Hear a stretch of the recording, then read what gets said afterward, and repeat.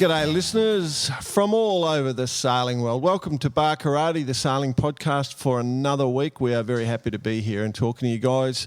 My name is Jordan Spencer and joining me is my good mate, Mr. Brett Perry. Greetings, Exalted One. Evening, Bar Karatians. Well, 3 weeks in front of me is massive. I've got to say, I've got a fair bit of stuff going on. I've got the Teakle Blue Water Classic. Bice is pretty happy with that one, and obviously the Australian sports boats. So got heaps on, heaps to look forward to, heaps to talk about. Very cool, very cool. All right, we better bring in the other bloke. He had a voice that could make a wolverine purr. Mr. Nick Bice. Nervous. Extremely nervous. Why are you nervous? I know the guests, and they probably see me in one or more precarious positions during our time of our friendship. So I'll be staying quiet, if you don't mind, for the next hour and a half. I'm quite reliant on you to speak up, mate. That's not going to work. That's not how this show works. You know that. Exactly. No, good to be on board, man. And another week, plenty happening in the yacht world. So let's kick her in the guts, Jess. All right, guys. We'll just start off with a bit of a sad one. Our thoughts going out to the people in Scottsboro in Alabama, where there was a fire in a marina there, and 8 people have lost their lives. 35 boats destroyed.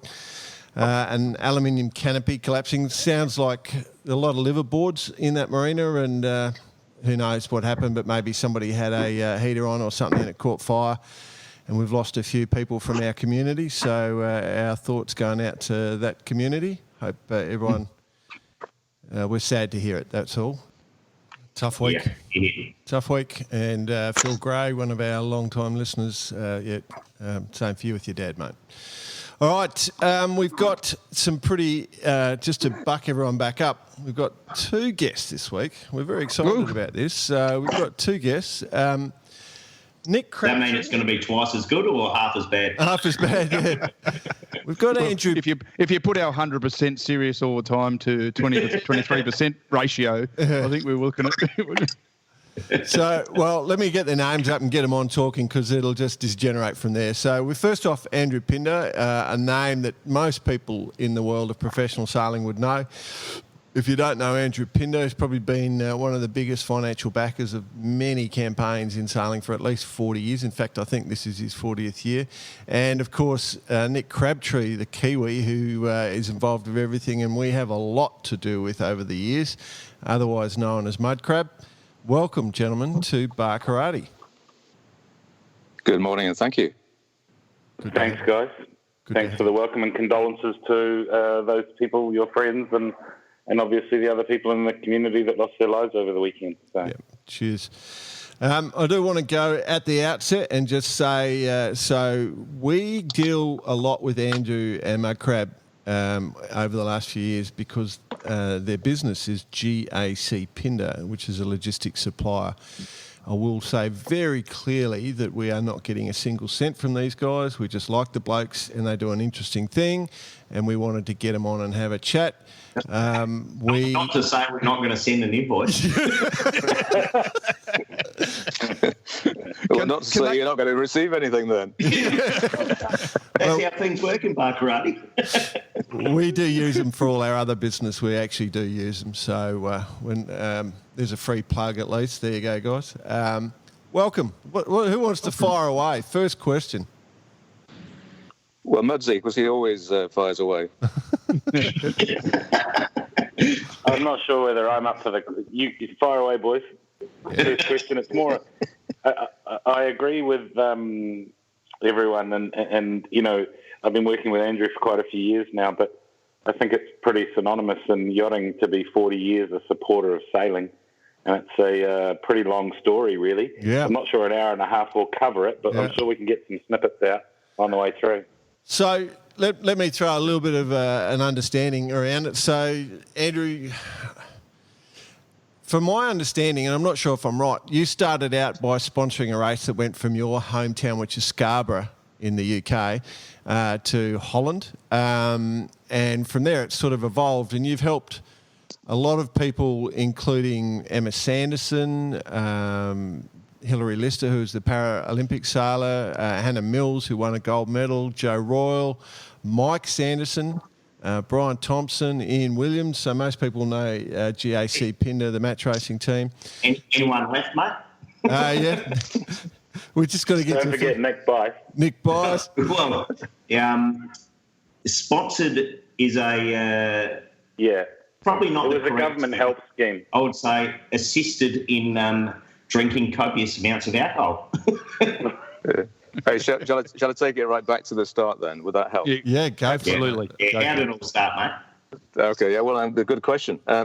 So I sailed dinghies with my great friend Robin Gray from a little village in North Yorkshire called Filey. That's where we learned to sail.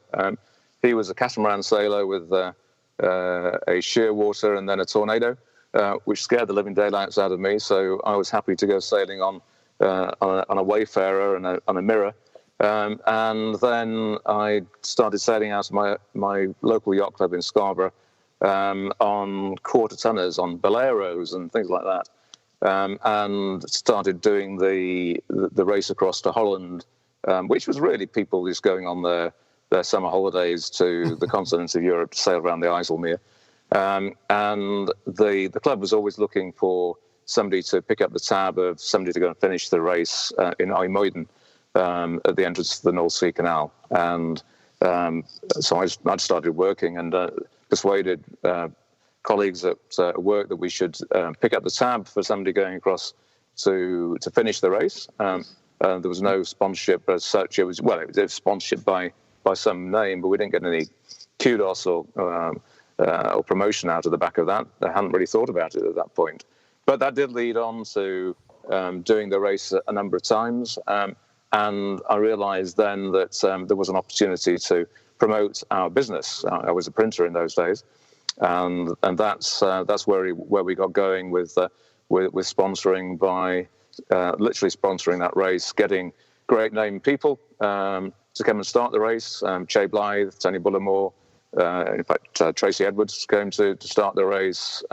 Emma herself, Emma Richards, Emma Sanderson came. And if we invited named people, the TV and the radio came along, and we suddenly realised we'd got a tiger by the tail with sponsorship, and that was all those years ago, and hence I'm still involved in sailing sponsorship 4 decades later. Yeah, and in a big way, because you've supported an extreme sailing team. You've done, you've had around the world, the Volvo, match racing team. You're a sponsor of World Sailing now through GAC Pindar. And I think you had a bit to do with America's Cup as well. So you've pretty much thrown in massively into the whole sport. Is it just the financial return, or has it just become your passion now? There absolutely has been a financial return, and I think there's a real lesson to be learned from our experience of what you can do if you really associate with a particular sport.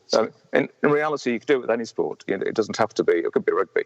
It doesn't have to be sailing. But having nailed our colours to the mast, excuse the pun, then why not keep on reinforcing that? And in fact, sailing, though it's a huge sport, it's in a sense it's a minority sport, and therefore it's actually easier to be a bigger fish in that particular pond if you wish to get involved in raising your profile and raising your name and using a sport to promote your business. Then, in my experience, then sailing is an absolute gem of a sport to be able to do that with.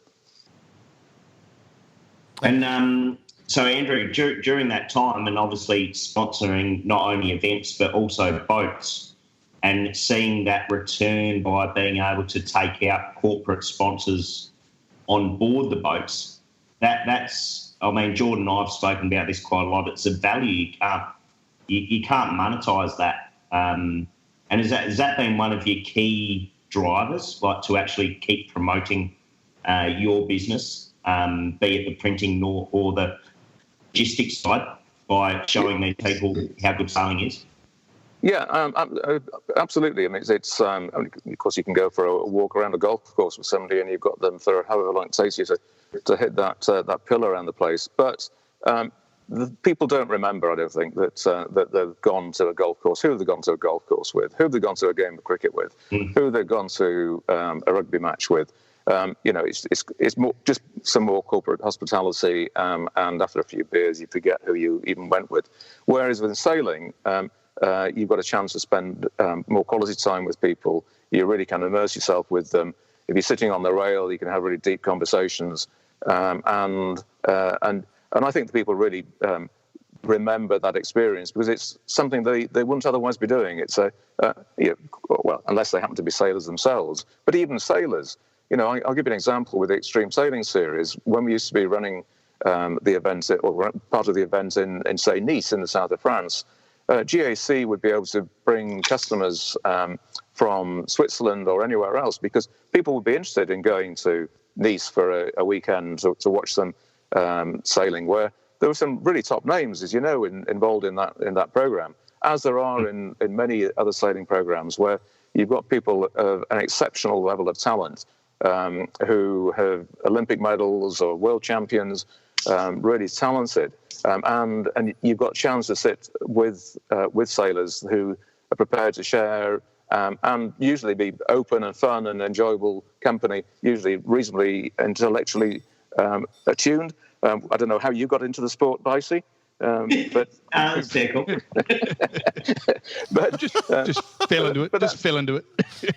But that's what worked for us, and I've seen that work for other people. Of course, when you have your own business, you're more able to keep on making that call and making that decision to remain in a sport. Whereas you see companies who have been involved in sponsorship and sailing come and go, and I think that they lose that custom, they lose that affinity, which they could have enjoyed had they actually stuck with the sport for longer.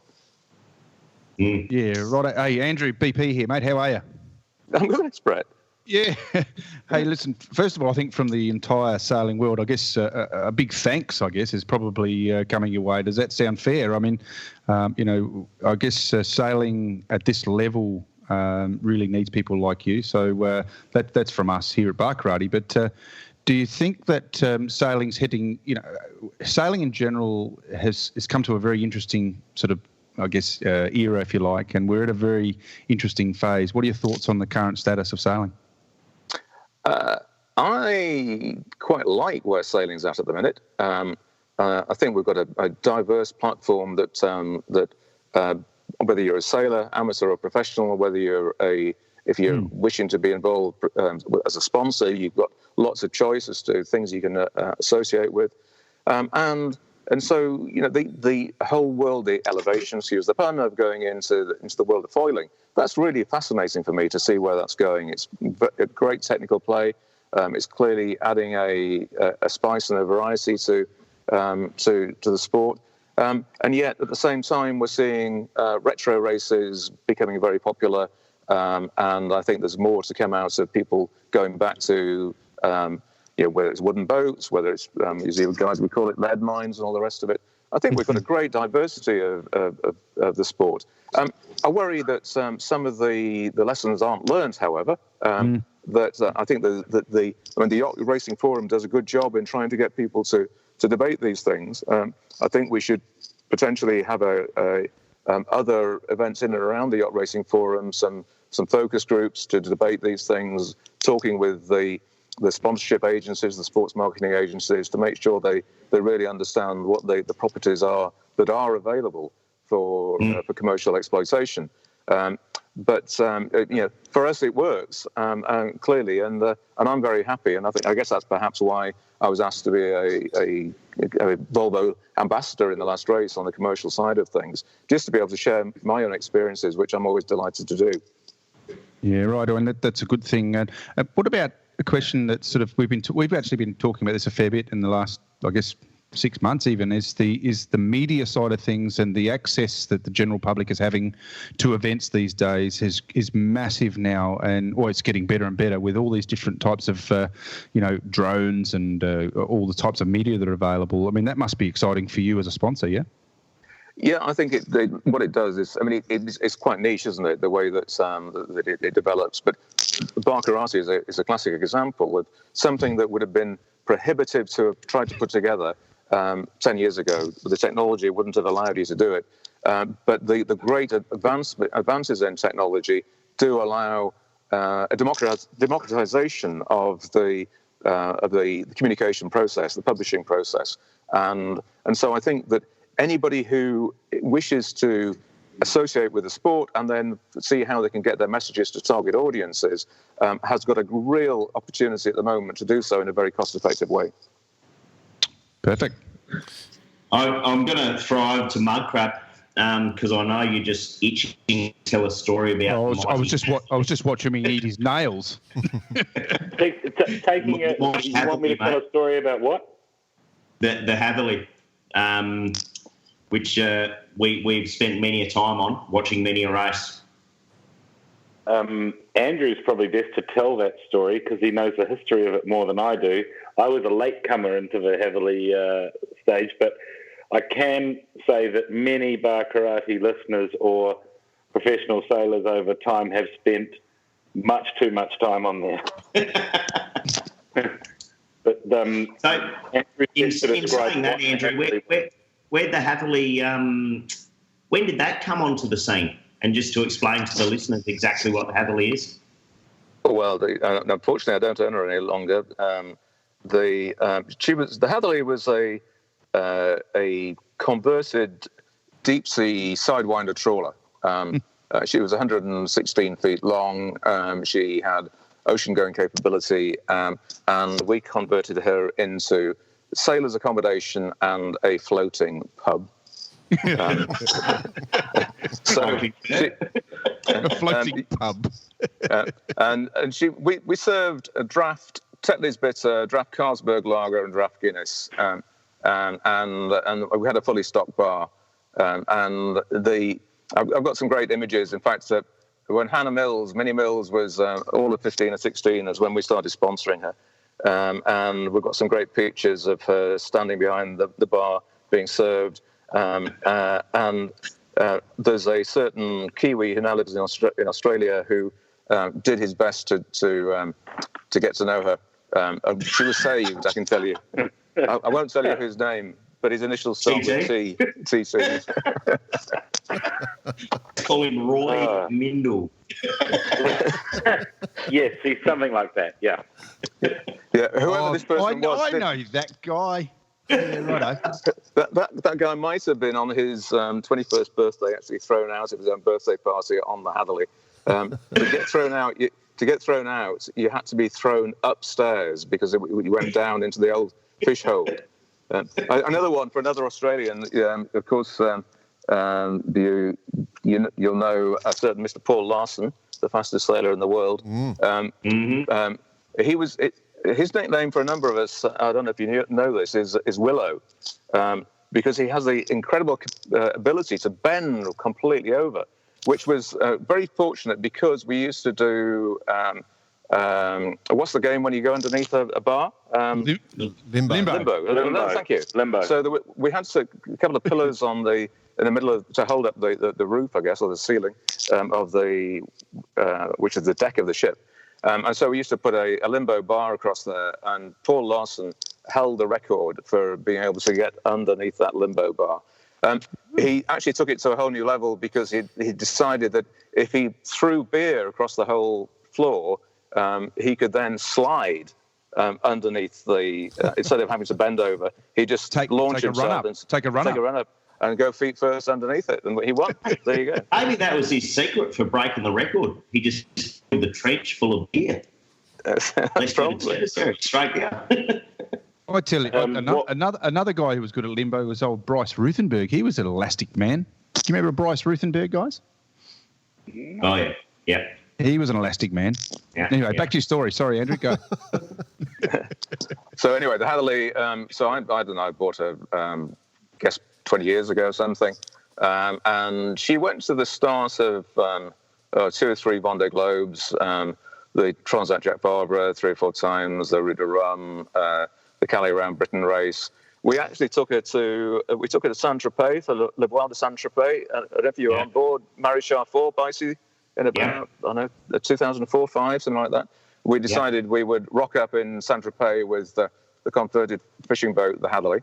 And there's everybody else there in their fed chips and everything else. And at the end of sailing, instead the Hatherley was already well known by a lot of sailors by then. And the ribs would come flying towards us at the end of the day instead of going into the bars of Saint-Tropez.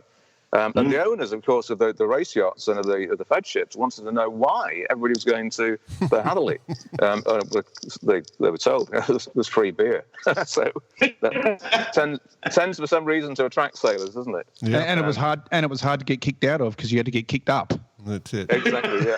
Well, I think that Troy was probably he didn't even get thrown off the boat. He just got thrown out of his party until he came back again and apologised for urinating behind the bar. I didn't tell you that story, did I? No.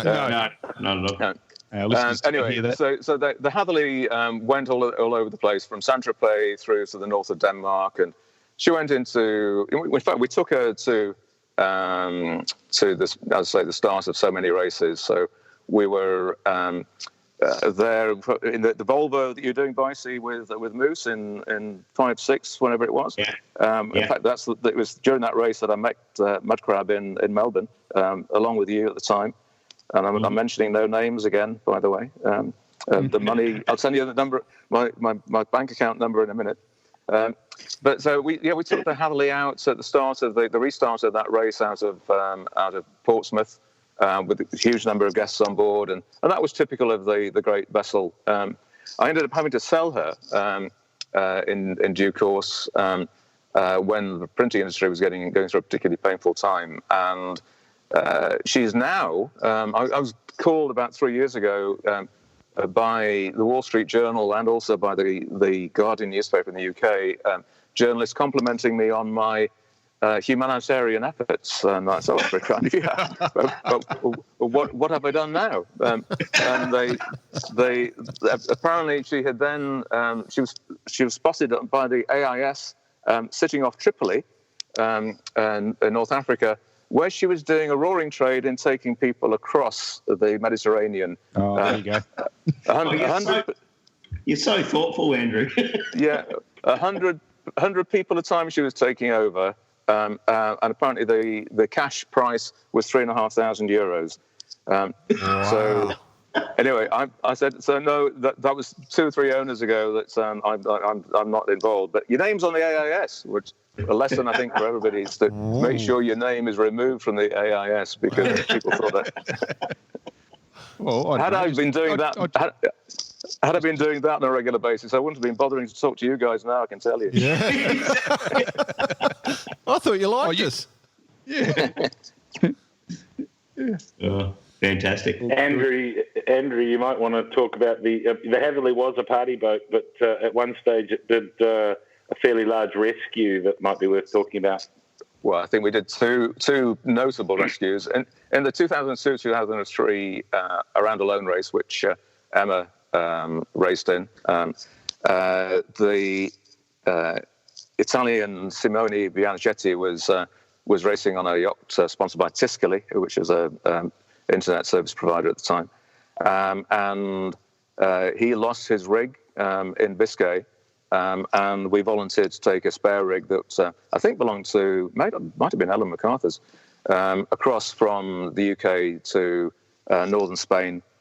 So that allowed a competitor to get back in the race that we were in, which I think was a spirit and an attitude which I'd like to think reflects the way we go about our business.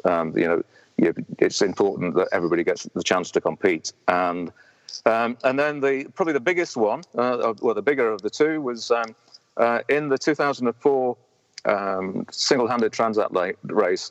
Moose was sailing for us, and he was lying in second and third place. In fact, he broke a dagger board, so he limped in to finish the race in third. But leading the race was the French guy, Jean-Pierre Dick, who many people will know. And Jean-Pierre was on Verbac Paprec, and leading the race until he was caught in a storm and was rolled, lost his rig. He was safe, but he had no ability to really do anything other than have a jury rig to try and drift back towards Europe. And he was closer to North America than he was to Europe at the time. So we asked whether his shore crew, whether they would like us to go and give him a lift home. So we went out into we mustered a crew. I can tell you that it wasn't me that was on that vessel.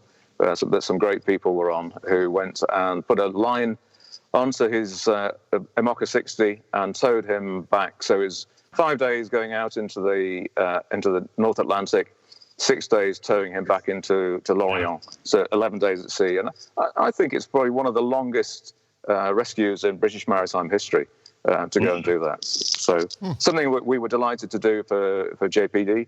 And it allowed him to then enter because he was going to otherwise not qualify for the following Vendée Globe.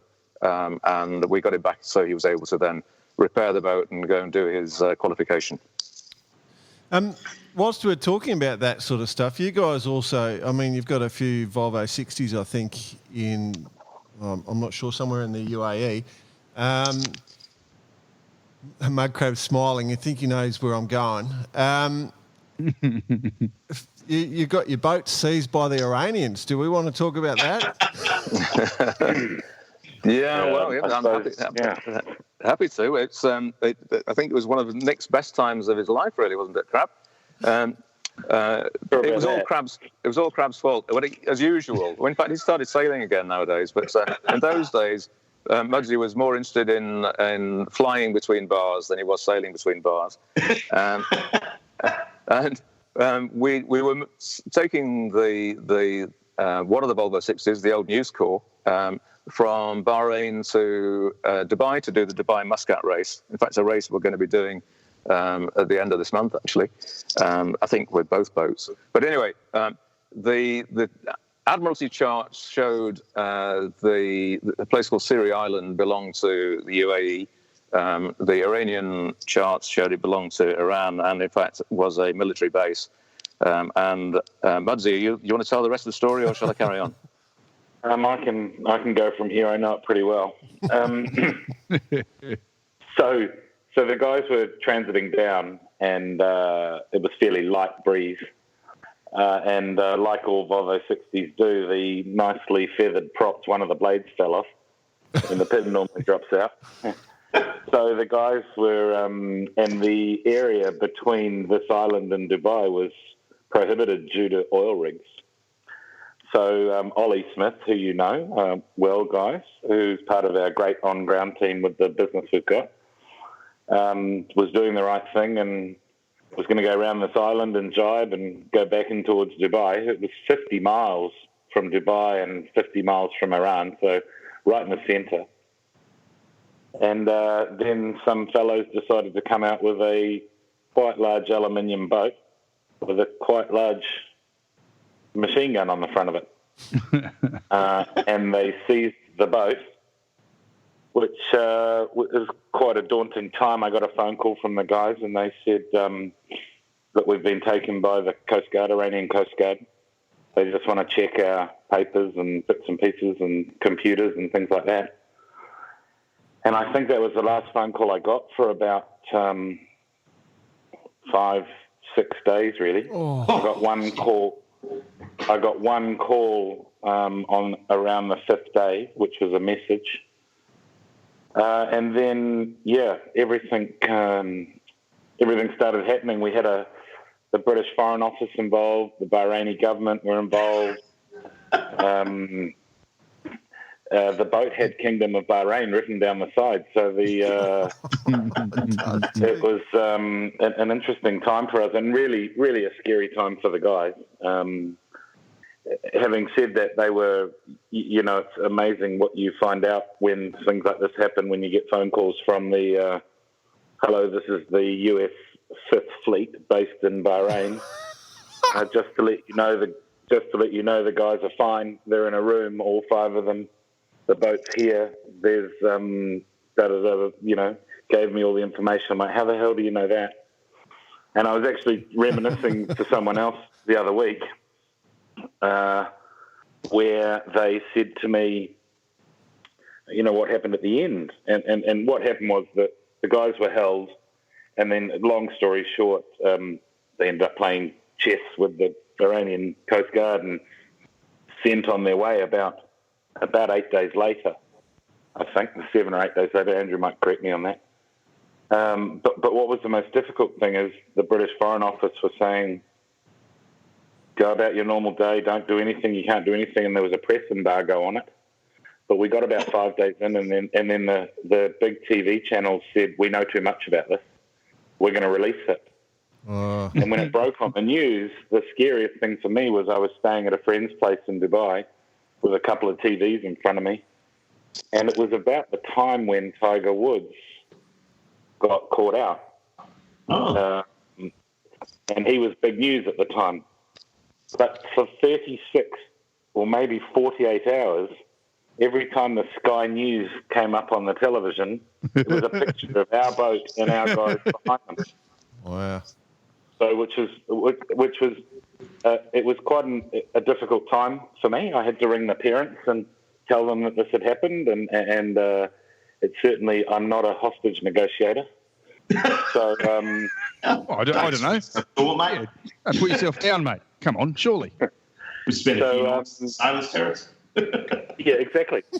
But no, it was a really tough time, and Ollie and the guys did an amazing job to look after each other, and then they ended up being released, and the boat was released. And I remember Ollie saying to me, I was trying to hire a fast Scaraby type boat to get out to see them and meet them.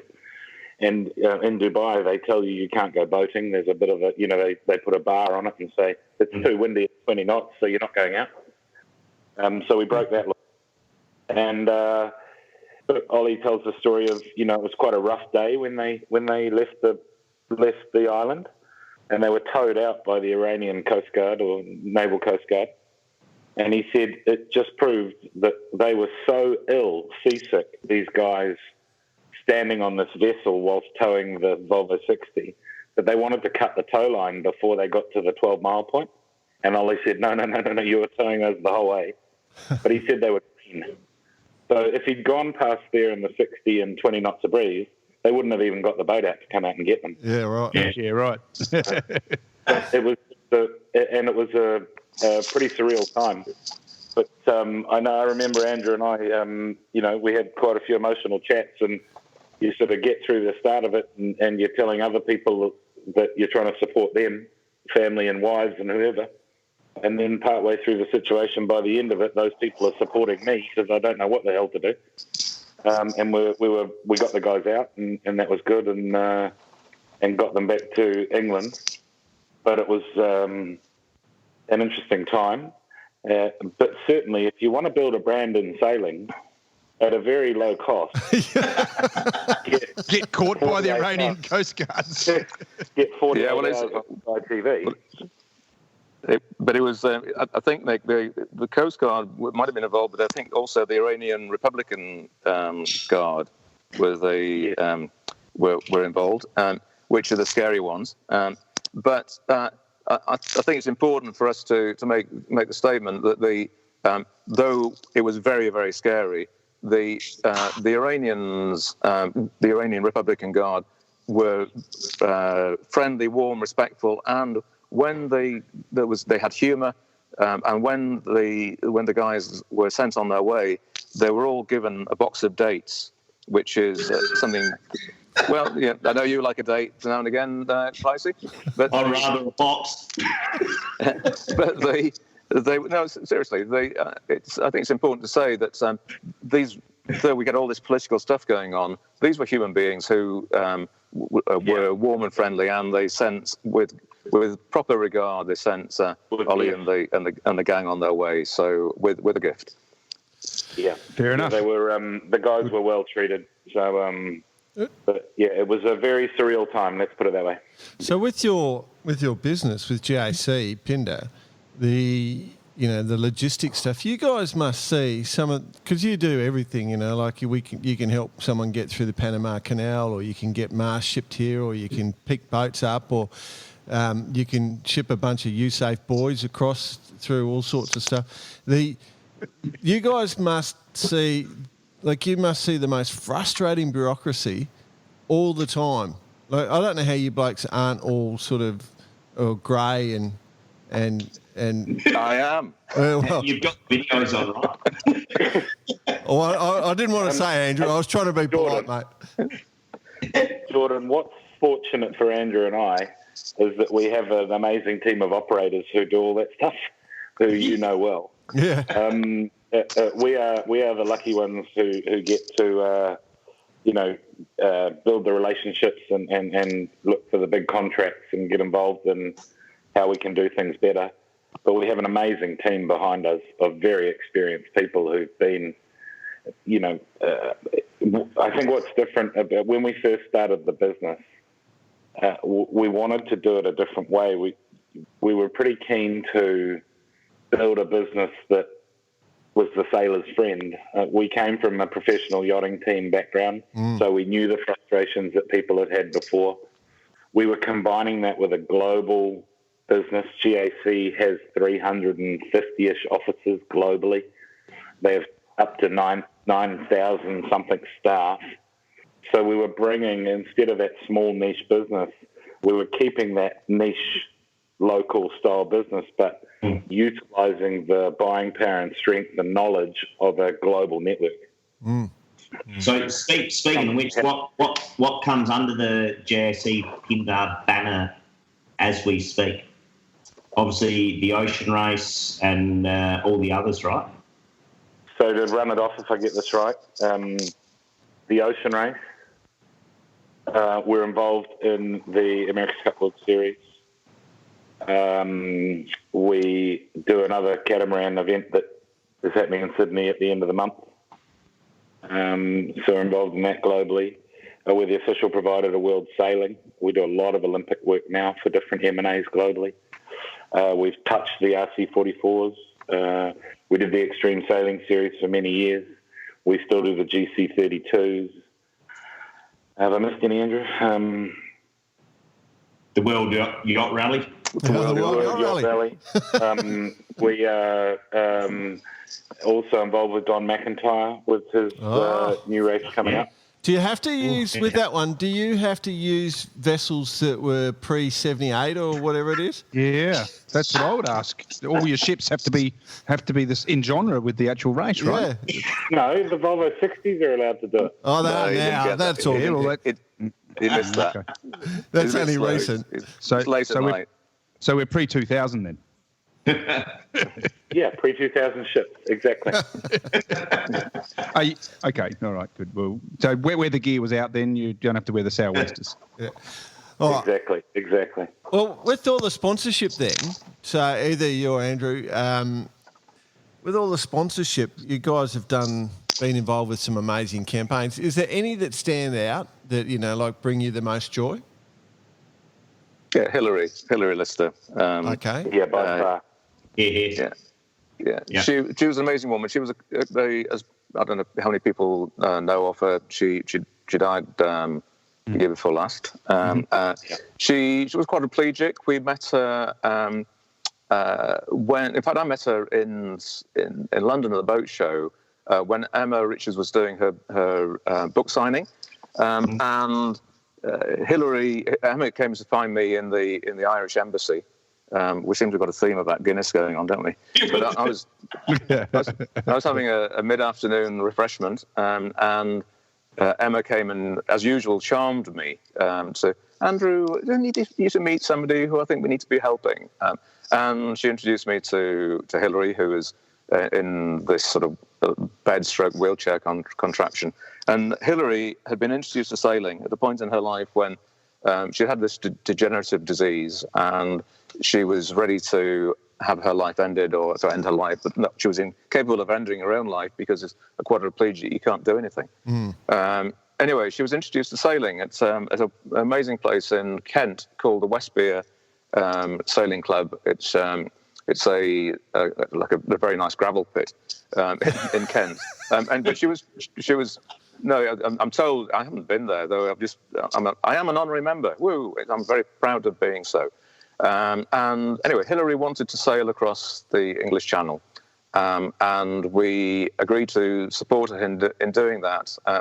And we used Robin Gray's Soling to do that. It was modified, and a crowd of us came together to support that whole project. And she went and sailed single-handedly. Single puff and blow, sip and puff technology to be able to then control the boat as she went across the channel and hit the headlines around the world with such an amazing feat and experience. And we continue to sponsor her and support her in her campaigns through to her death. And she inspired so many people. She came to Extreme Sailing Series events. You guys might have met her and seen her in Gothenburg at the Volvo. She went sailing with the SCA girls. I think that the crew from SCA would tell you, if you were to meet them now, that even the toughest of little Aussies that are on there with people like Liz, they were so amazed and in awe, despite of everything that they'd achieved in their own right, to meet and see Hilary as a quadriplegic, to wish to go sailing, to go and get wet. Hey, Crab, tell the story about you and Ollie taking her sailing on the Extreme 40. Yeah, so I don't know if England has occupational safety and health, but I think it does. So she said, I'm going sailing on the Extreme 40. And when Hilary said things like that, you couldn't refuse her. Whenever you met, anyone who met her fell in love with her, and she was quite demanding once she got to know you well. So she said, Ollie and Mudcrab, I'm going sailing on the Extreme 40. And I look out the window of the tent and it's blowing 25 wind against tide, typical Solent day, short shot. And I'm thinking, shit, this is not going to go well. So we thought, how are we going to hold her on there? Because Hilary couldn't hold herself up. So she just said to Ollie and I, well, someone can sit there and just hold me up on the trampoline. And we were like, okay, yep, all right. What happens if we lose the quadriplegic girl over the side and come back? But she was determined. She said, look, she would always say to me over the years that, she's a very close friend. She would always say, look, if I die while I'm out there, I'm dying doing what I love. So it doesn't really matter.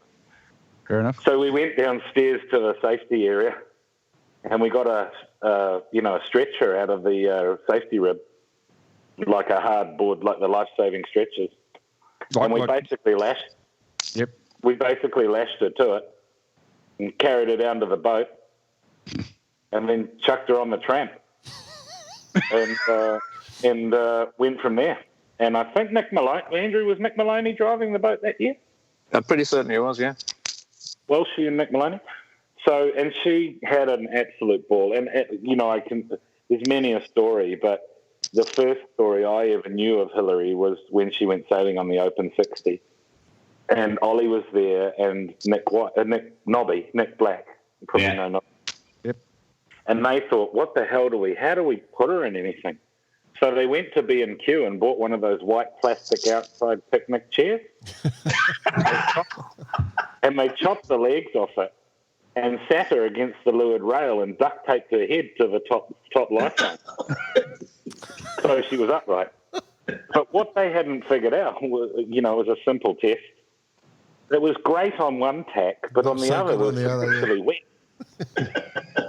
So she screamed around the Solent with water pouring all over her, with a massive smile on her face, and that's something I'll always. I have to say, I mean, I have a couple of friends in a situation not as severe as that, but they do embrace it, and that's the truth. And the most amazing thing Hilary did at the end of her career sailing with us really was we worked with Oman Sail with David Graham and Albert Whitley down there. and Albert had a little Dragonfly 28, I think it was, or something like that, 30.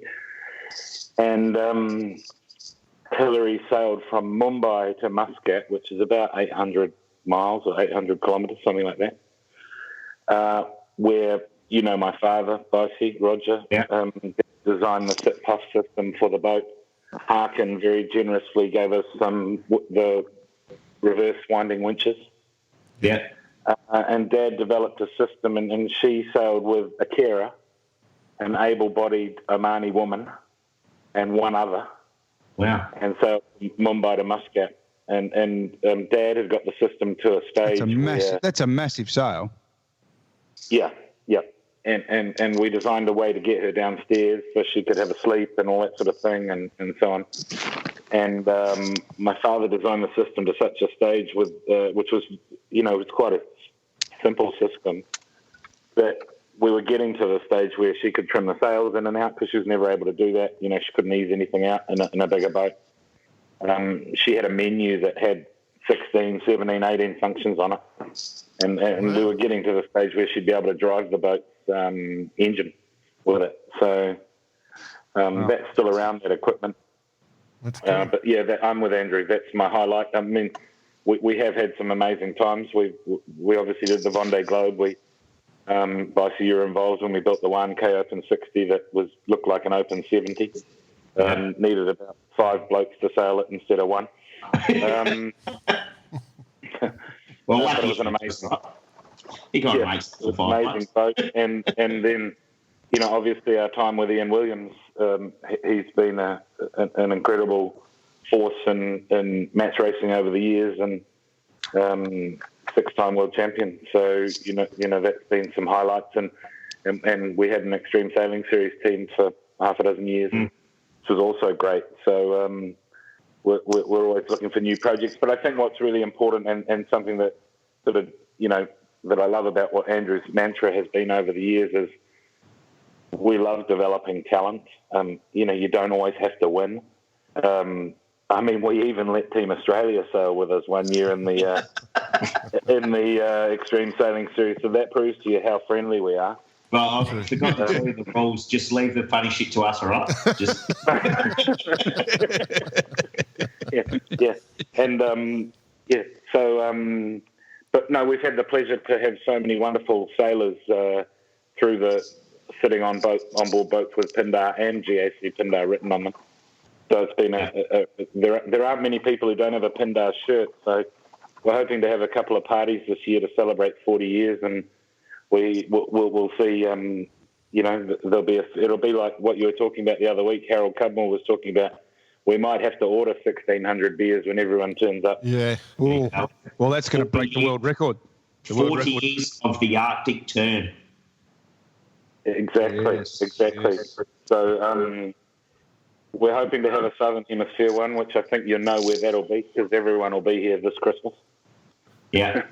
Well, Hobart? Yeah. No, we're not having it in Hobart, mate. I've done my Hobart. I'm out. So I think it's nice. When I was in Bermuda for the AC, I wandered around as you do, and I looked at the crews of the boats and the shore crews of the teams, and I think I was able to spot that every AC team, not necessarily sailors, certainly within shore crew, every AC team had somebody who at some point had sailed as part of our program. So that was a personal great reward to be able to do that, to be able to think of that. So we'll never be, the big names of the big sponsors of the Hugo Boss. We don't have the depth of pocket, but I think that what we've been able to do is to embrace all manner of people and provide opportunity, and also probably I'd like to think we've been able to be quite good fun along the way because everybody can take this game all too seriously if you're not careful. Andrew, I've never actually been involved with a Pindar boat, but I can say that I was involved in 2001 with Crabtree on the Sydney 38 national titles in Airlie Beach. So that's my connection. There you go. No, it wasn't. We did the Far 40 Worlds in Sydney. Oh no, that was after that. Don't you remember? Oh, okay. Yeah, I do remember both. Yeah, good point. We did the Far 40 Worlds. The same owner. Yeah, do you remember? Yeah, I'm not going to talk about that on here. When the owner told us we had to lie in the protest room, and no one we said that's it, we're done sailing with you. What is it Anyway, there you go. What is it with BP and lying in protest rooms? What's going on? You got caught in another protest, hey? I'm not a tactician. I'm not involved. It's not my department. Blaming others. All right. Okay. Andrew, obviously, you are the master tactician, and for 40 years, we can only congratulate you on that, and having been involved with a few of the campaigns that you've definitely led the way with. I must say, one, are definitely fun campaigns, and two, the Pindar name within yachting is synonymous. So we all appreciate everything that you've done. Absolutely. Thank you, Boise. Yeah. Now, boys, what we're going to do is roll into a few discussion points. Now, you guys are welcome to stay on if you want. I know, Andrew, you're in a layway on the road in your car in the rain in a fictional country called Belgium. The world's biggest. So I'll just explain that joke for any Belgian people out there. I did as I've said many times, I did the commentary for the World Sailing Games, and I was sitting next to Evie van Akker, who was the silver medalist from Belgium. And every time just as we're about to come back from commercial, I'd always say something in her ear to throw her off her game. And one of the things I used to say in her ear is Belgium even a real country? And it was like the director's counting down 3, 2, and I'm going, is Belgium a real country? And she'd be like looking at me, giving me daggers, and then we're back live. She couldn't say anything. So that's that joke. So I'm not genuinely, I know all about Belgium. So I just want to clarify that. But do you guys want to stay in for the discussions, or do you have to roll on? Well, I've already started with that. Oh. Where'd he go? We've lost him. The world's biggest country. Oh, hey, it's gone on to. Can you even hear me? Yeah, we got you now. We got you. Okay, well, I'm hands-free, and I'm heading on I'm going to be late now for lunch with a guy called Stef van Sant in Holland. So, give him our love. I will. We're going to plot the future. So if I can jump off, or I can listen. If I can mute myself until I lose you, and then I'll catch you next time. Mate, a real privilege to have you on. Mate, Crab, stay on. You'll have some interesting points, but real privilege to have you on, mate, and to know you. Good to see you, Spencer, and see you guys. Cool. All right. Yeah, here, Andrew. Thanks very much. Mate, Crab, you staying with us, cheers, buddy? Bye. Mate, Crab, do you want to stay with us, buddy? Or? Yeah, absolutely. Yep, cool.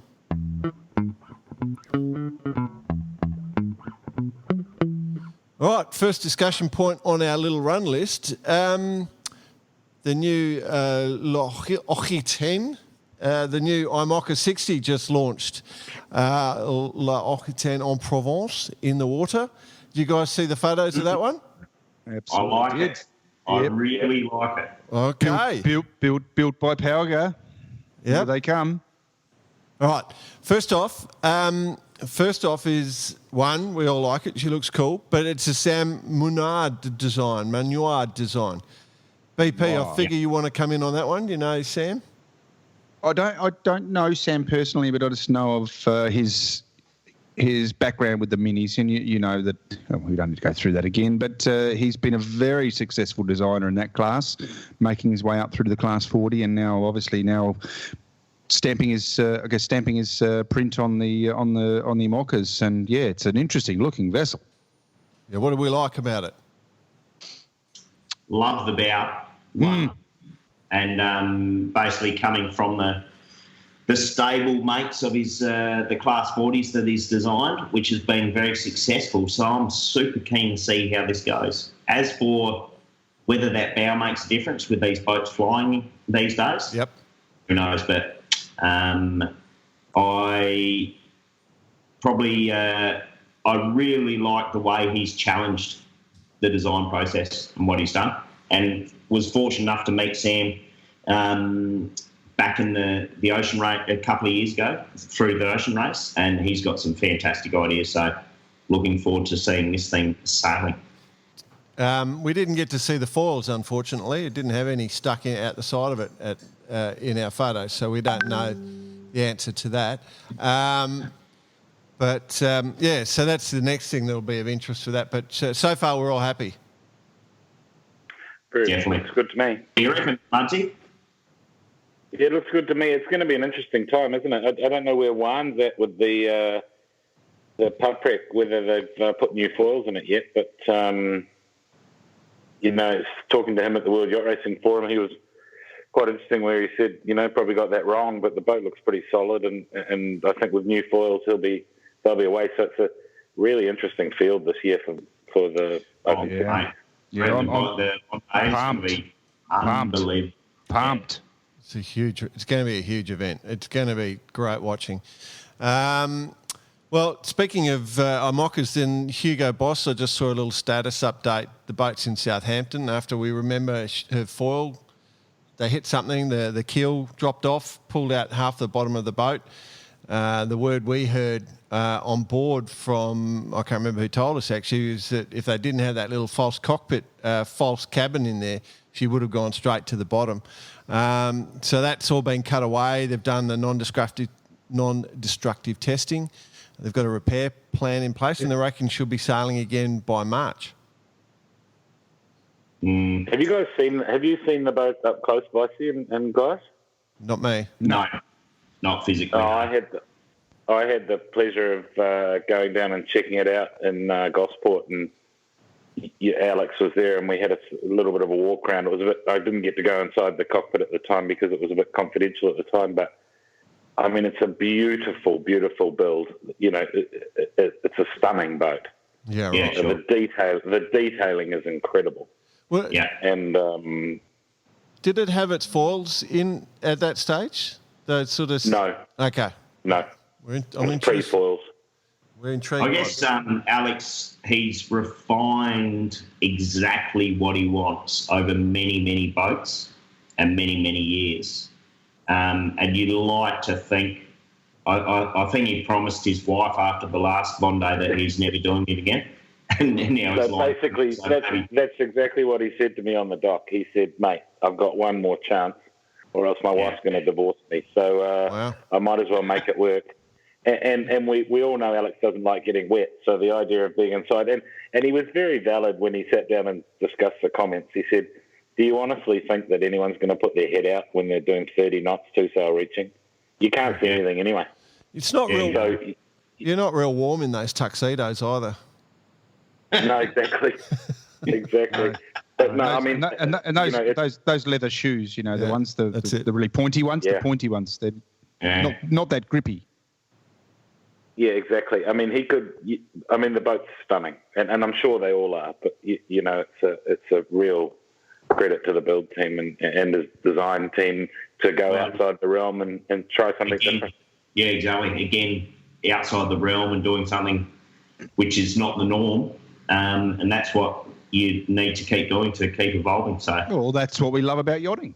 It's going to be. Correct. Absolutely. It's going to be a hard Bondi to win this time around. It's going to be crazy. Yeah. So many boats. Speaking of boats, we got a little excited this week. We got another photo up on our webpage. Was that you that put that one up, Bicey, a Pivia on in full hover mode? Well, launching into our next podcast, fully flying. Yeah, beautiful. Yeah. So what do we got left? 9-10 months of these guys just refining their tools in the sense of just making the boats way better, way quicker, learning to sail them better. At the minute, Chiral's clearly got the experience in the sense of time on the water, but everyone else is going to catch up pretty quickly. So, bit of fall development. Yeah, if that's basically the fact is, if that's enough time, talking to Alex, if they hadn't had the keel problem, he felt that when they launched their boat, they needed that much time going into Vendée to really. So if these boats now are just slightly too late, or they have a malfunction or equipment failure, it could happen back a couple of months. Yeah, it could happen to any boat. Yeah. Yeah, but they are incredible to watch. Mate, Crab, just, with all these falls out the side and your involvement with the world of shipping, do you know any of the See where stats? this is going. You know any of the stats for how many containers they're out there to hit? Or is it just all sunfish? No, I think it's the same sunfish you guys talk about. Yeah. Roger. His name's Roger. Travel around the world. Exactly. What we would like them to do is make sure when we ship them on ships, they have the boards out as far as possible on both sides to take up as much room as possible. As much. Yeah. But no, we're dealing with cut boats now. But we're talking about how we're going to do that and things like that. We're trying to keep boats together and not have to pull them apart and all these sorts of things. So that's quite an exciting time. But it's interesting. I remember the phrase by someone at the World Yacht Racing Forum said 10 years ago you wouldn't have thought about sailing a 60-foot boat that had two Ferraris sticking out the side of it. Yeah. 50,000 euros of foil or whatever it was. It's a lot of money. Plus, $500,000. Yeah, and the boats are getting expensive now, and we're about to ship a fairly high-profile boat from Australia to Europe next week. She's gone. So maybe. And that there's a lot goes into moving these boats now. There's a lot of making sure everything's right and getting the systems and processes right, so you tick all the boxes. Yeah. So, but it's exciting times. What's more exciting, guys, is and I suppose you talked about it last week, is the launch of Team New Zealand's Mule, which I've been pleasure of seeing out blasting around the harbour. Yeah, how's it look, mate? We love it, and I've seen Blair and Pete comment on it, and they're just over the moon with it. They just I had a quick chat. I've just been away on the boat for the weekend, and Ray Davies was out tied up next to us on Friday night, and I said, that's pretty cool, that thing, and I was managed to run into someone very senior at Team New Zealand today when I was washing the boat down at the marina, and he said it could be a class style of boat. It's certainly if you put some more automated systems on it, this could be a boat that people could blast around the harbour on. Sounds fun. So it's quite fascinating, and the thing is rapid by all accounts. It looks pretty cool and it's pretty quick. So very cool. And it's the right size. I've never drunk beer out of a one of those backpacks. What do you call them? The Camelback. The Camelback. But I reckon Wednesday night twilight. That's where your beer's going. Well, couldn't you wear one of those helmets with the two cans either side with the straw down? 40 knots downwind. Get to that. 40 knots downwind. Yeah, fully loaded. That's our new merch. Lager. Our new merch. We should do our own helmets. Yeah, that's it. Speaking of shipping boats, obviously with the America's Cup World Series, when do you're doing the shipping of the Team New Zealand boat? Is that happening? No. Team New Zealand have their own arrangement with Maersk, and their local provider here. Yeah. But we are trying to help everyone out get from Cagliari to Portsmouth potentially. Oh, yep. So on that at the moment, and then everyone sort of goes their separate ways. And I think that the teams are trying to get back to NZ as quick as possible. That they all, in some respects, the World Series, is good for the Cup. But if you're trying to win the Cup, you probably want to be sailing in Auckland Harbour as much as physically possible before that happens. So, and the team bases are starting to go up, and it's exciting times for New Zealand right now. It's going to be a huge year. Yeah, cool. There's a registration of interest of 120 something super yachts wanting to come. So, well, I think Blood Crab we mentioned a couple of weeks ago, Jay. I don't think we followed much up on this, but I believe you are involved in finding us a boat, and we're going to we haven't charter it and put a bunch of people on it. Is that right or not? This is one of our business ideas. Is that in the same discussion you were having with Jordan and Bicey about the T-shirts for that regatta? Yeah, we do it. We actually do. It was also the same discussion about the windsurfer nationals. Yeah, that we were going to. That's it. We do it live. And we try and pin ourselves into a corner. I've got an Elliott 1050 we can use. It'll fit the four of us and three other people. There we go. Perfect. Well, that's perfect. We've got a default position. I've just ordered a bunch of stubby callers, so we're right. I'm good to go. Good to go. So yeah, it's going to be a really interesting time for NZ, and it's going to be a great summer coming up, and very exciting times. So. With the World Series, no entry from Stars and Stripes, the Team USA Stars and Stripes team. So we've got New Zealand, Luna Rossa, Ineos, and American Magic in.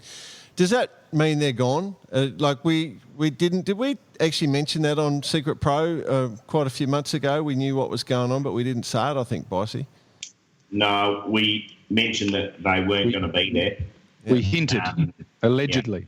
Allegedly, that's right. They weren't going to be in Sardinia. But as for what the rules are, whether that makes them eligible now for the Cup, which I understand it does, which is a bit disappointing.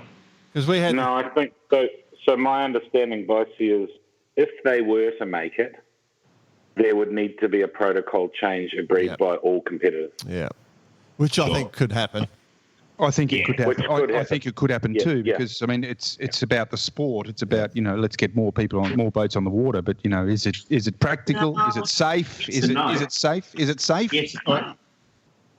Is it safe? If you're trying to win the Cup, why do you want another competitor? Oh. Yeah, especially one that's bought Team New Zealand's design package if they've got it right. That's right. Yeah. That's right. Fair enough. No. I'll just go back into my hole. I can't agree on 26 or 27 knots, so I doubt that. Yeah. Well, speaking of windy, what about Prada dropping the rig? Oh! Luna Rossa dropping the rig in 15 knots in rough seas. Yeah, it's going to happen. Always will happen. The good thing about these systems is because these rigs are above deck, and the rig's gone over the side. That practically the whole rig was fine. So everything's fine. Yeah.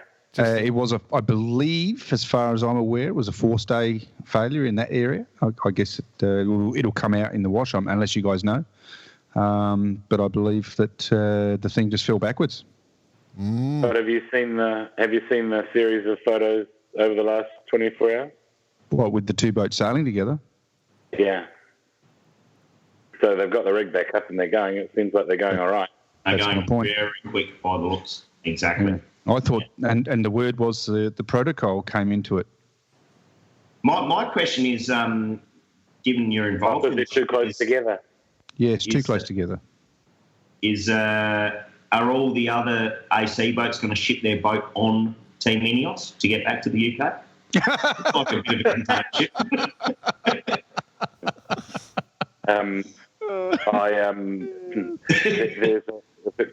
There's a couple of staff changes there, as everyone knows, I'm sure. With some good people have left and some good people have come in to fill some gaps. We're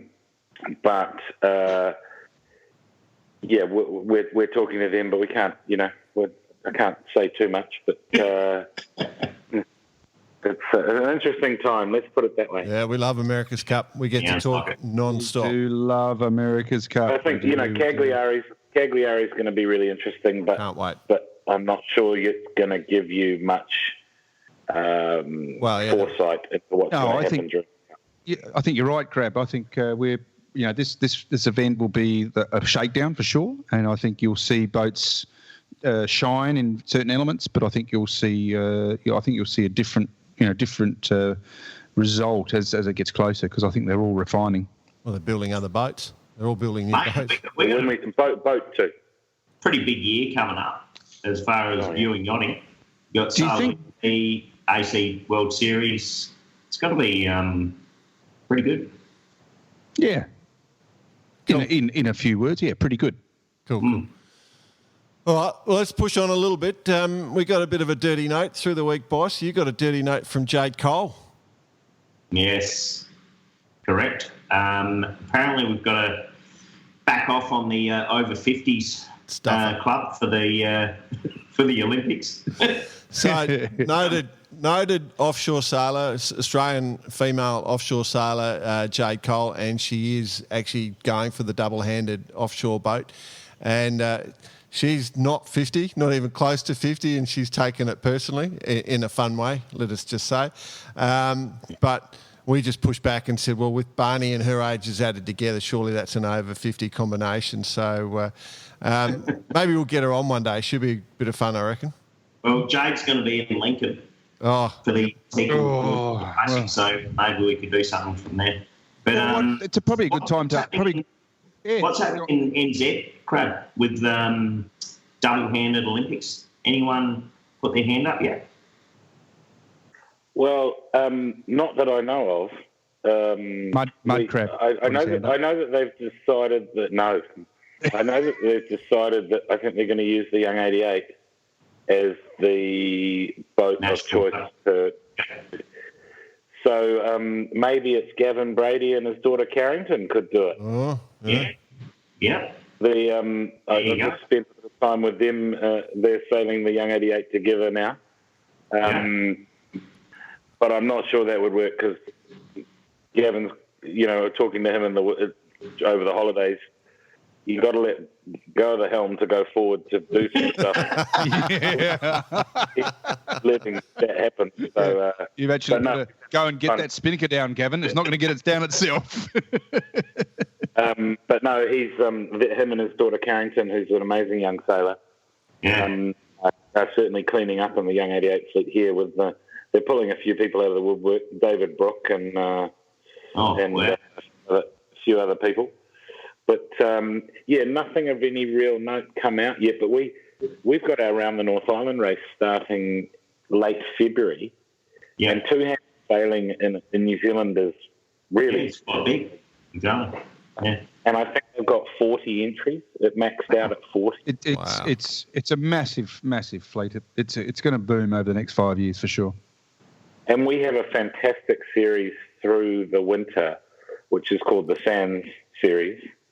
And they have 3 races or 3 weekends over the winter, which are a mix of give it a go, 30 milers to, 60 milers to 90 milers to 100 milers and whatever else. And I think they're regularly getting up to 170, 180 boats for that. Wow. Each time. And it's becoming hugely popular. It's just a few Barcarati battle flags right there, I reckon. Yeah.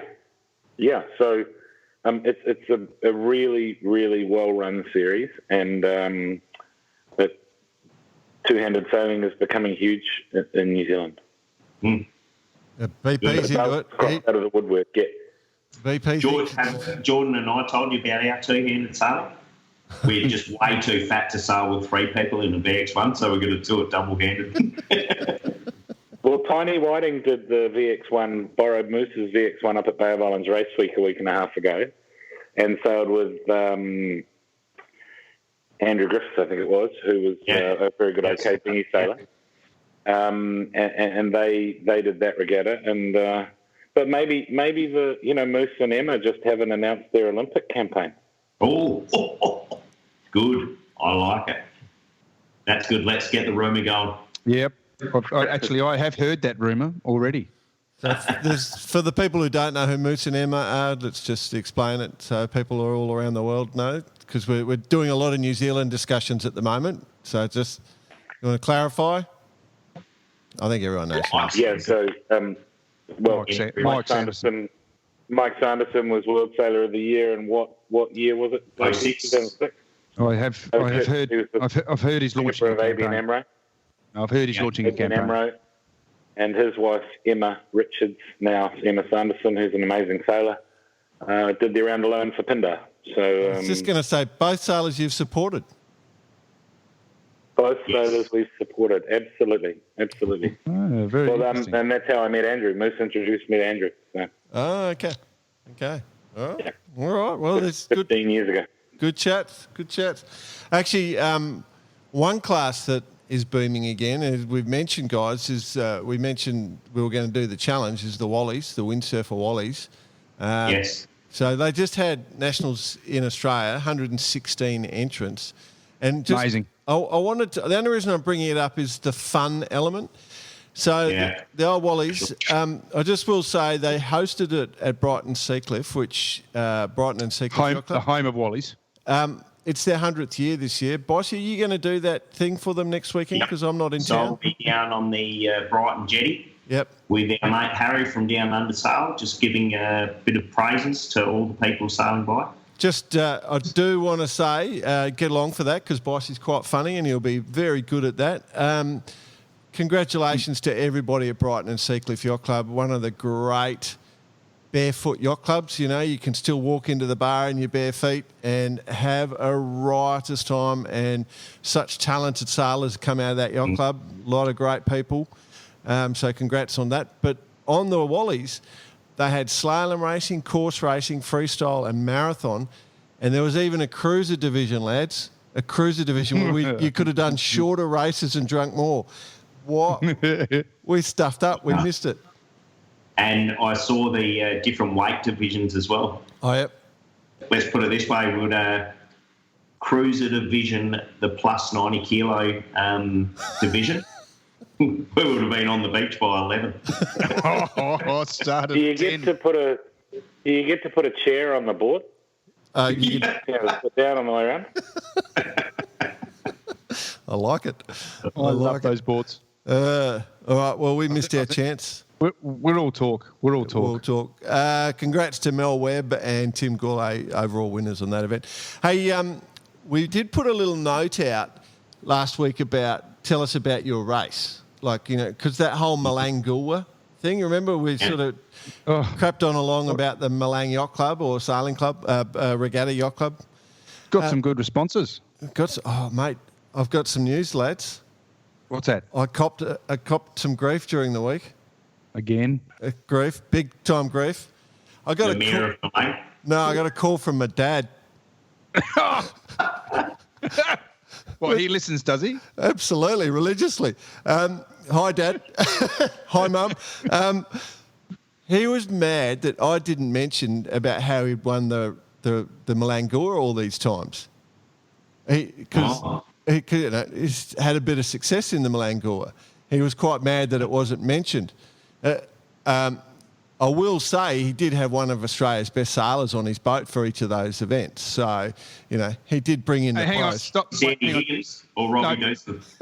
Bicey, I don't remember that. Do you remember it? No. Anyway, I was just being a dickhead. Anyway, so he started. But good on you, Dad, for giving me that one. But we did get some great notes at Cheers at Barkarati and on the Facebook page. One of the unique regattas which I really liked was I like this. The Carolina Bloody Mary Regatta, not to be confused with the Queen Mary Sailing Club's Bloody Mary Regatta, which has been going for a long time.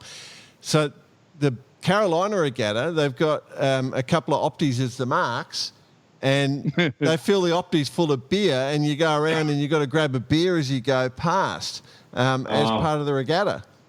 What happens? So if you miss it, if you miss a beer, you've got to go back around again. Look, I'm going to say this. If you hit it, you got to drink 3 more. I don't know we've seen the video, Mug Crab. I don't know if you've seen it, but I'm going to tell you the US to our friends in the US, your technique is all wrong. So what they do is all the competitors will sail past and try and reach into the dinghy and grab something as they go past, right?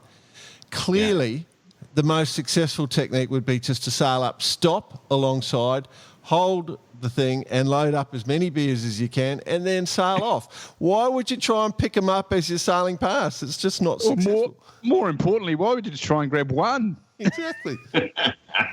Anyway. Talking about clubs, do you mind if I just butt in for a second? Yeah, mate. Yeah. Yeah, look, so I got to. We're talking about the, how do we get people into sailing, and how do we, how do clubs respond, and this and that. So I went to my beloved on Friday night to the Palace, the Drummoyne Sailing Club, and I get in there and I'm sitting down, and the manager comes up to me and says, "So mate, are you a member here?" And I went, "Well, hang on. I've been coming here for 25 years. I was a member, but then I went to Spain to live for a while, but I haven't rejoined." He says, "Well, I suggest you go and join." And I was sort of like going, "Hang on, what's going on here?" And he goes, he says, I said to him, "Why should I go and join?" He says, "Just get upstairs and join." And I said, "Why is that?" He says, "Because at 5 o'clock it's free beers for 2 hours, only for members." So I ran upstairs and joined the club. $20 social membership. $20 social membership. Got $10 back on my social membership joining fee. It was my birthday month. Got another $5 and got $5 worth of Keno and 2 hours of free beer. Wow. You're losing money becoming a member. Drummoyne's going to be busy next week. If you guys are plugging clubs right now, one thing that we're pretty lucky to have in Auckland is this new Akarana Marine Sports Centre that's been built through the generosity of quite a few people, and been happy to volunteer down there for a while now.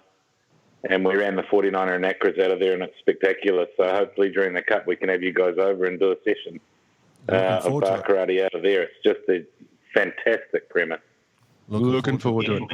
And, Howard was a big supporter of that, right? Howard Spencer? Yeah, absolutely. Howard Spencer and Anatole Maston, who you know, and many others. We know Howard listens to the show, so shout out there. And Howard's not my dad. We'd love to be there. Yeah. Yeah, and, those guys have been absolutely faithful to the cause, and they've been working on the project for a long, long time. And I've been lucky enough to be involved for a reasonable time now.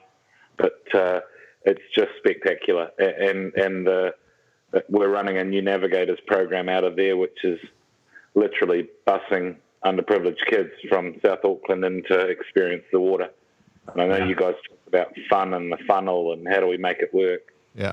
Well, you just need to go down there and see the smiles on these kids' faces, and what's sometimes quite embarrassing as an Aucklander is some of these kids don't even know the water's salty. It's quite weird. But it's a pleasure to see them around the club there and being involved down there, and we hope to do I think it's 5,000 kids through, or it's a massive amount of children or sessions through the year. So it's a really unique program, and I think it's all full credit to all the people who've been involved in it over the time. Yeah. Should send us a bit more info on that, Mudgy, and we'll try and dig into it a bit deeper, but that sounds pretty cool for sure. So it does, and we're it's a club about having fun, and that's the key. And I think you guys have been reiterating, and Santi spoke about it a couple of weeks ago. It's absolutely. I think the racing culture can really drive a lot of these children away, and I think the thing that drives them away as well is. I think we've tapped on that. I think we've realised that, and I think that's the fun side of it needs to come back. Yeah, working on it. Bar Karate's working on it. Bar Karate's working on it. I agree. All right, well, that's good. We'll take up that invite, mate. We'll definitely come over and have a beer with you. We obviously, you and I don't get on that great, but we're forced to have a beer. Oh, and the other thing is you have to drink our beer. Oh, yeah. Also, while we're mentioning races, I just want to pick up on a New Zealand one in Christchurch, Pleasant Point Yacht Club, with their classic yacht regatta next weekend. Yes, so probably worth going down. They did send some info on it. Yep. Starts at 4:30 p.m. So don't rush down there. But we had our classics up at Maharangi last weekend that you probably would have seen as well over our anniversary weekend, which is just an amazing event. Fantastic, eh? Guys, we're running out of time pretty quick. Come on, get through it. We're going to have to drop a few things. So there's a lot of people sent me stuff during the week. I've been inundated with things. So we might, for all those who contacted me during the week, we'll get onto it next week. I'm going to tell you. We might have a bit more of a chat about the VX. Do we want to chat quickly about our T-shirt design challenge? Have you guys done anything yet? You blokes, you blokes better not even, you might as well not even turn up. I've got you blokes smashed. I wish I could swear right now. Let me I tell really you. do. No. Because it would start with F and end with U. I've got this really cool idea. No, I've got it. I've nailed it. I've got this really cool idea of a design, right? You're kidding yourselves. Both of you. I've got this really cool idea of a design where I'll get an anchor, old anchor shape, and I'll do bar karate across the horizontals and then sailing podcast down the verticals. What do you think about that? That's pretty original. Yeah, but the thing is, you're telling us, so it's not what you're going to do. You're heading us down a path, and then you're going to do something different. No, don't, BP. I know exactly what he's doing here. It's just common sports psychology. Design, by the way. Sorry, mate. Sorry, boss. What's that? You just stand by it, fellas. Be prepared to lose. It's not worth investing your money in because I have the design. I have several, as a matter of fact. So, right. We got 2 weeks, gents. Not even worth entering. It's a busy 3 weeks for me, but I'll make it happen because that's me. I'll do it. Any secret pro stuff? I might even wear a T-shirt in Lincoln. There you go. Any secret pro stuff? Secret pro. Again, if we took out this thing about not being negative, we'd have plenty of news. Yeah. So we're just going to sit on it for now. All right. That tickled the crabs. That tickles the crab's tree. Well, that's because no one talks about the positives, do they? No. Yeah, exactly. Yeah. Well, speaking of positive, I'll just quickly flick back to the yacht we're buying this week. I am not trying to buy a yacht this week. I'm just trying to talk myself. I've got my yacht. All I'm trying to do is talk myself into a ride on this boat. I'd just love to go for a yacht on this boat. The new Wally 145, designed by German Frères, built by Persico for Tronchetti Provaria. Yeah, that is a cool boat. If you're listening, mate, I'm more than happy to come for a sail. I think that the three of us should be there for that. Bearing in mind what we do for a living. Yep. Unbelievable boat, and I was fortunate enough. Well, not fortunate enough. Is that your boat as well? Is that your boat as well, Bicey? Definitely, yeah. And being at Persico when they were building some of the bulkheads, they built the boat, actually the hull down in La Spezia, but they were building some of the componentry and the bulkheads up in the factory just near Milan, and the bulkhead massive, as big as your back lawn, Jordan. Right. Wow, it's big, huge. Okay, and an awesome boat. Wow. So J-Dog's buying, or you're going halves? Mate, we're just trying to scam a ride. We're not even trying. Hang on, because I'm leading somewhere here. So basically, let's say you're going halves. So you're buying that boat, 145 footer. Right. What are you going for? Yeah. Okay. Then once that's done, I'm going to take you on a week's charter on a Kijo for 550,000 euros. Yeah. I knew where you're just going. Just for a week. It's crazy, isn't it? Yeah, that's cool, mate. Because I can do that. Okay. Cool. All right. Okay. Well, you have to bring your own food, though. Okay. All right.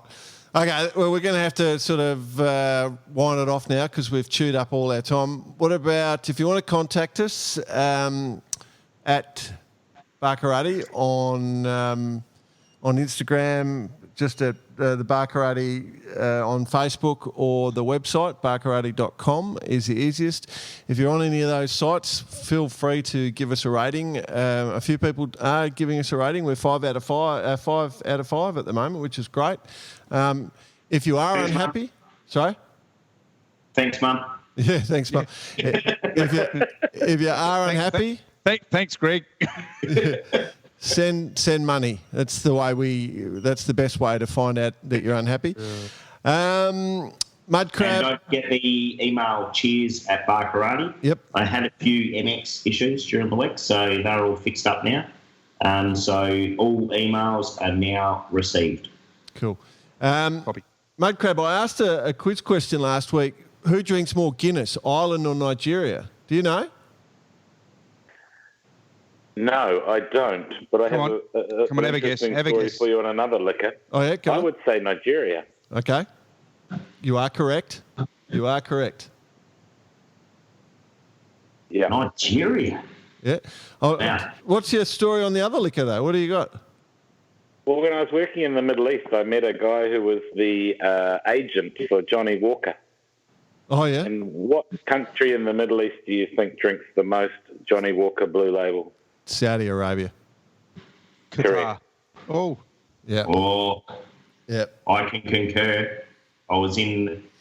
No, I won't tell that story. Yeah, let's But I was not. You get arrested. You get arrested. Oh. No, I've got to go there next week. Exactly. Yeah, no, I'm not going to say anything because we got to fly through all these countries all the time. But I just took a bit of a punt because they are so strict. I figure that's where they'd have it. So how do you know that? Yeah. You just because the guy you met. Well, I did quite a bit of work in Bahrain, and they have these really fast offshore boats that go from the top of Bahrain into somewhere and deliver. All right. Full of booze. All right. So let me explain. So the whole thing with Nigeria is obviously with the empire, the UK empire expanding out, and so there it's a country that sells beer into Nigeria and all through Africa actually, and I think the Guinness makes up 45% of the beer that they sell into Africa. So the interesting thing is it's a different beer. So if you buy a standard Guinness draft at your local pub or the extra stout at your grocery store, the vast majority of Guinness consumed in Africa is called foreign extra stout, which is essentially the same beer Guinness began exporting in the British Empire in the 18th century. So it's the old recipe from the 18th century. And this is interesting, some Nigerians actually think of Guinness as their national beer, and they wonder why Guinness is sold in Ireland. They don't actually realise. So you can... they will talk about Guinness. So it's a big deal, the old Guinness in Nigeria. Can't wait to get the Barkarani lager there. Yeah, the loyalty. The loyalty's cool. All right, so you'll have to tell Andrew this one, mate. This is our sign-off. Just before we do that, big thanks to Andrew and yourself, Bud, for coming on the show and the fact that you're such a great supporter of everything we do. And, loyal listener as well, because you could quote episode after episode. So that was great, mate. Muddy. Yeah, well, our pleasure, guys. You're doing a great job, and on behalf of Andrew and myself, we look forward to seeing you and supporting you going forward, because it's good banter and good informative stuff. So Yeah, we had thanks for the opportunity. Well, at the very least, we'll be hanging out at the America's Cup on with a few. I customers. apologise, mates, but thanks, mate. No problems. All right. So here's the question as we sign off for the quiz question this week.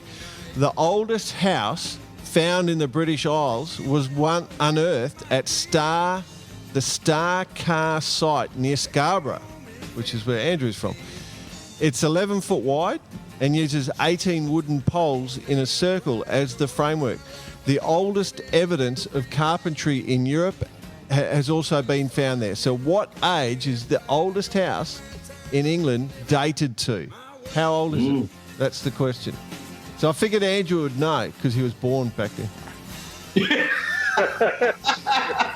I hope he's not still listening. No. That was his first house. Oh dear. All right, so that's the question. If you see if you can work that one out. So the oldest house in the British Isles is actually from right near where Andrew Pindar is from, And so I thought it's the obvious question to ask. So thanks for listening, Very good. everyone. See you later, everyone. Cheers, man. Thanks, boys. Andrew. Thanks, Mud.